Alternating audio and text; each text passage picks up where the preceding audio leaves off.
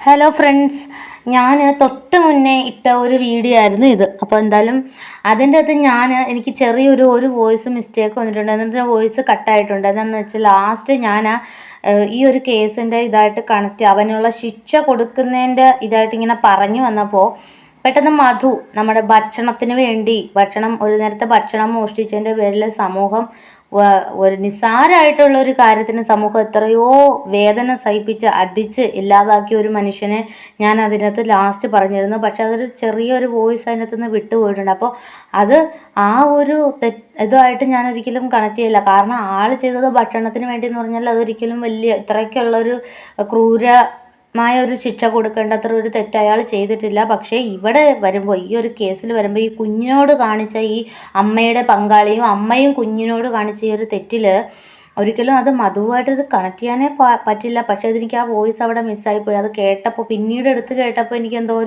അത് അവിടെ ഒരു ചെറിയൊരു ചർച്ചക്കുറവ് പോലെ തോന്നി. അതുകൊണ്ട് അതിന് സോറി പറയുന്നു. കാരണം ഞാൻ ഉദ്ദേശിച്ചത് ഇവൻ ചെയ്ത ഈ കുഞ്ഞിനോട് ചെയ്ത ഈ ക്രൂരത എന്ന് പറഞ്ഞാൽ അത്രയും ക്രൂരത ചെയ്തതിന് ഇവന് നല്ല മൃഗീയമായ ശിക്ഷ തന്നെ കിട്ടണം എന്നുള്ളതാണ് ആ ഒരു തെറ്റിന്. കാരണം ജയിലിൽ കൊണ്ടുപോയി ഇട്ടിട്ട് തീറ്റിപ്പോറ്റി പോത്ത് പോലെ ഇവനെയൊക്കെ വളർത്തിയിട്ട് യാതൊരു കാര്യവുമില്ല.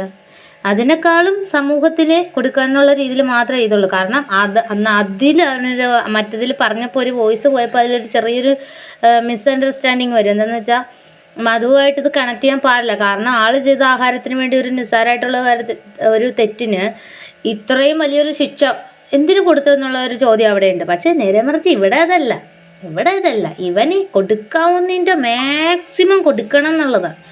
ഇവനൊക്കെ ശിക്ഷയില്ലാതെ പുറത്ത് സുഖമായിട്ട് വിലസും. അതല്ലേ ഇതിൻ്റെ രസം. ഇനി വരാൻ പോകുന്നത് സുഖമായിട്ട് ഇവൻ്റെ വീഡിയോ കണ്ടു. പുതിയ കുഞ്ഞിൻ്റെ പോസ്റ്റ്മോർട്ടം റിപ്പോർട്ട് വന്നു. ഇതെല്ലാം എനിക്ക് യെല്ലോ സ്ട്രൈക്ക് വരാൻ സാധ്യതയുണ്ട്. രണ്ടും കൽപ്പിച്ച് തന്നെ പറയുന്നത്. കുഞ്ഞിൻ്റെ പോസ്റ്റ്മോർട്ടം റിപ്പോർട്ട് വന്നു. അതിൽ 91 മുറിവുകളായി. 51 52 പറഞ്ഞത് ഇപ്പോൾ 91 ആയിട്ടുണ്ട്. ആകപ്പാടെ ആ ഒരു കുഞ്ഞ് ശരീരത്തിൽ ഇതിന് മാത്രം മുറിവ്. എന്നിട്ട് അവൻ്റെ തെളിവെടുപ്പ് പോലീസുകാരായിട്ട് വന്നിട്ടിരുന്നവർക്ക് പെടലിക്കൊക്കെ അടി കിട്ടിയിട്ടുണ്ട്. ആരോ കയറി അടിയൊക്കെ കൊടുത്തു അവന്. അത് തന്നെ കിട്ടും. അവന് നടുവ് നോക്കി കൊടുക്കണം. എന്നിട്ട് അവൻ ആ ഒരു വളരെ ദുരൂഹമായ ഒരു സ്ഥലത്താണ് ആ വീടിരിക്കുന്നത്. ചുറ്റുപാടുമൊക്കെ ഇപ്പം കുട്ടികളാകുമ്പോൾ കരയുമല്ലോ. നമ്മൾ കരച്ചിലെന്ന് പറഞ്ഞു കഴിഞ്ഞാൽ ചുമ്മാ നിസ്സാരമായിട്ടുള്ള കാര്യങ്ങൾക്ക് പോലും ഇവരായി ഊപ്പത്തോ പിടിച്ചോന്നും പറഞ്ഞ് ഒറ്റ കരച്ചിൽ കരഞ്ഞു കളയും. അതുകൊണ്ട് അയൽവക്കക്കാരെ ഇതായിട്ട് കാര്യമില്ല. പക്ഷെ ഇവരെ കൂടുതൽ ക്രിമിനൽ മൈൻഡ് ആണ്. ഇവൻ്റെ ക്രിമിനൽ സ്വഭാവം അറിയാവുന്ന ഇവരെ ബന്ധുക്കൾക്ക് തീർച്ചയായിട്ടും ഈ കുഞ്ഞിൻ്റെ ജീവൻ രക്ഷിക്കാമായിരുന്നു. ഒന്നുമില്ലെങ്കിൽ അമ്മത്തൊട്ടിലുണ്ടല്ലോ. ഇങ്ങനെയൊക്കെ അഴിഞ്ഞാടി നടക്കുന്ന വൃത്തികെട്ട സ്ത്രീകളെ നിങ്ങളൊരു കാര്യം ചെയ്യും. നിങ്ങൾ ഒന്നാമത്തെ ആ ഒരു കുഞ്ഞിന് ജന്മം കൊടുക്കാതിരിക്കുക വയറ്റിൽ.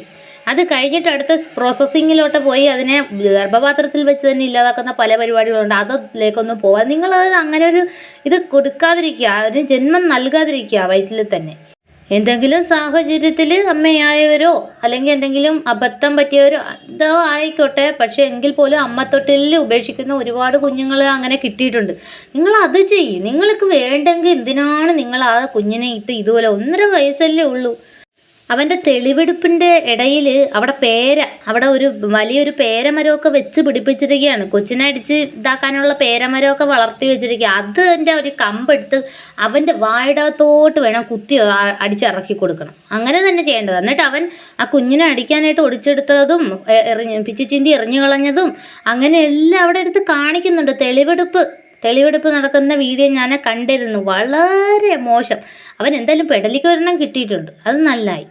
ഇനി അതുപോലെ തന്നെ ആളുകളിലേക്ക് കൈമാറണം എന്നാണ് ഞാൻ പറയുന്നത്. ഇങ്ങനെയുള്ളവന്മാരെ അവളെയും വിടണം. അവളെ ആളുകളുടെ നടുവിൽ നിർത്തണം. കല്ലെറിഞ്ഞ് ഇല്ലാതാക്കണം അതിനെയൊക്കെ. അത് തന്നെ വേണ്ടത്. അത്രയും എല്ലായിടത്തും കല്ലെറിഞ്ഞ് കൊല്ലണം. അങ്ങനത്തെ ശിക്ഷകൾ തന്നെ വരണം. അപ്പോൾ പേടി ഭയം ഉണ്ടാക്കാൻ നടക്കത്തില്ല ഇങ്ങനെ അഴിഞ്ഞാട് നടന്ന്. മനസ്സിലായില്ലേ? ആ അമ്മത്തൊട്ടില്ലെങ്കിലും ആ കുഞ്ഞിനെ കൊടുത്തിരുന്നെങ്കിൽ എത്രയോ പേര് അതിനെ സ്നേഹിക്കാനുണ്ടാവും, അമ്മയെന്ന് വിളിക്കാനുണ്ടാവും. ഈ അമ്മയുടെ മനസ്സില്ലാത്ത ഇവളൊക്കെ ആ കുഞ്ഞിനെ പാല് കൊടുക്കുന്ന സമയത്തൊക്കെ എത്ര ഉപദ്രവിച്ചിട്ട് കാണുമെന്ന് ദൈവത്തിനറിയാം. കരയുമ്പോഴൊക്കെ രാത്രിക്ക് കുഞ്ഞുങ്ങൾ കരയുമല്ലോ. ഒരു അമ്മ എന്ന് പറയുമ്പോൾ അവർ കരഞ്ഞാൽ പോലും അവർക്ക് വേണ്ടി ഉണർന്നിരിക്കും, അവർക്ക് വേണ്ടി കൂട്ടിരിക്കും. അവരുടെ ഉറക്കം നഷ്ടപ്പെട്ടു ഇങ്ങനെയുള്ളവളൊക്കെ ഉറങ്ങാൻ സമ്മതിച്ചില്ലെങ്കിലും മറ്റ് പല പരിപാടിക്ക് സമ്മതിച്ചില്ലെങ്കിലും ആ കുഞ്ഞിനെ എന്തൊക്കെ ചെയ്തിട്ടുണ്ടാവുമെന്നറിയാമോ? അങ്ങനെ വന്ന മുറിവുകൾ തന്നെ ഈ 91. അവളിന്നും വെറുതെ വിടരുത്. ഈ ശിക്ഷാരീതികളൊന്നും പോരാ അവൾക്ക്. ഈ നമ്മുടെ എഴുതപ്പെട്ടിരിക്കുന്ന ശിക്ഷാരീതികളൊന്നും തന്നെ അവർക്ക് കൊടുത്താലൊന്നും ഇത് വരത്തില്ല. അവർക്കതൊന്നും പോരാ. അവർക്ക് വേണ്ടി പുതിയ മൃഗീയമായിട്ടുള്ള എന്തെങ്കിലും ഇത് വേണമെന്നാണ് എൻ്റെ ഒരു ഇത്. എന്തെങ്കിലും ഞാനിത് ആ തെളിവെടുപ്പിൻ്റെ അവൻ്റെ ആ എല്ലാം വടിയല്ല പേരവടിയെല്ലാം അവൻ എറിഞ്ഞു കളഞ്ഞെല്ലാം ഇങ്ങനെ ചൂണ്ടി കാണിച്ചു കൊടുക്കുന്ന ഒരു വീഡിയോ കണ്ട് ദേഷ്യം വരുവാ കണ്ടിട്ട്. അവൻ പിച്ചിപ്പറിച്ച് എറിഞ്ഞു, കമ്പൊടിച്ച്. അവിടെ ഒരു പേര വെച്ച് വളർത്തുന്നുണ്ട്. എല്ലാവരും കുഞ്ഞുങ്ങൾക്ക് പേരൊക്കെ കഴിക്കാൻ വേണ്ടിയിട്ടായിരിക്കും പേര വെച്ച് വളർത്തുന്നതും മരങ്ങൾ വെച്ച് വളർത്തുന്നത്. ഇവനെന്തിനു വേണ്ടിയിട്ടാ? അതുങ്ങളെ ക്രൂരമായിട്ട് ഇങ്ങനെ കൊല്ലാൻ വേണ്ടിയിട്ട്. എങ്ങനെയുണ്ട്? പേരക്കമ്പൊക്കെ ഒടിച്ച് എന്ത് നല്ല വേദന എടുത്ത് കാണുന്നത്. നമുക്ക് തന്നെയാണെങ്കിലും ആ പേരക്കമ്പൊക്കെ വെച്ചാൽ ഭയങ്കരമാണ് കേട്ടോ. ഭയങ്കര വേദനയായിരിക്കും.